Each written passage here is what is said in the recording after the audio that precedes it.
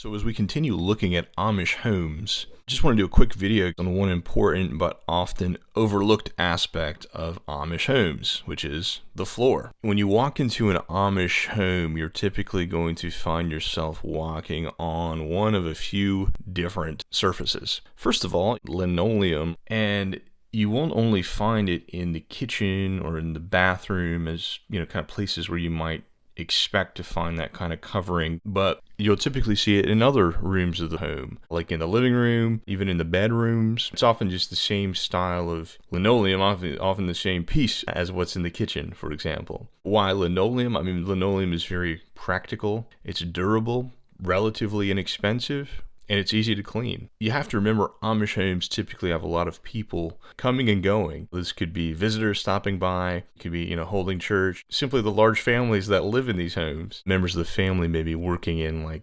construction jobs. They don't always have the cleanest feet or footwear. And that brings me to number 2.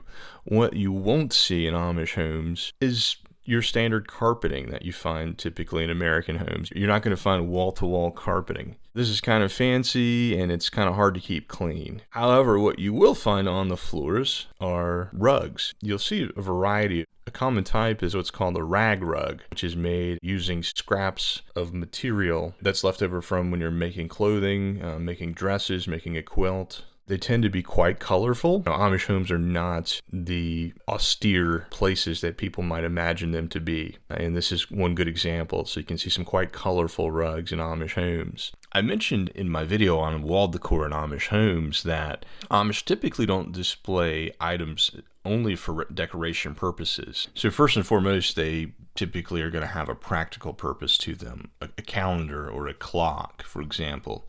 But that doesn't mean they can't be decorative at the same time. That's kind of what you see here in the examples of these quite colorful rugs. A lot of them are these tighter sort of braided or knotted rugs. Some of them have a more puffy appearance where there's kind of more loose material. I bought a rag rug from a Swartz and Trooper Amish lady in Ohio once. You can see some photos of that on the screen now. Karen Johnson Weiner actually left a comment when I wrote about this. She said that Swartz and Trooper rag rugs are great. They soak up snow and water, so they're good just as you come in the door, which is where you see them in Swartz and Trooper homes, and they wash well. And she says look for crocheted rugs as well. So finally, the third thing is wood flooring. This can come in a variety of styles. So some of these floors can look fairly rough. In some groups, in the plainer groups, it's unvarnished, although others will have a fancier, more finished look to them. Wood flooring is also practical and much more cleanable than, again, the wall-to-wall carpet would be. And wood flooring kind of fits with the Amish, given their tradition and given their skills and given their involvement in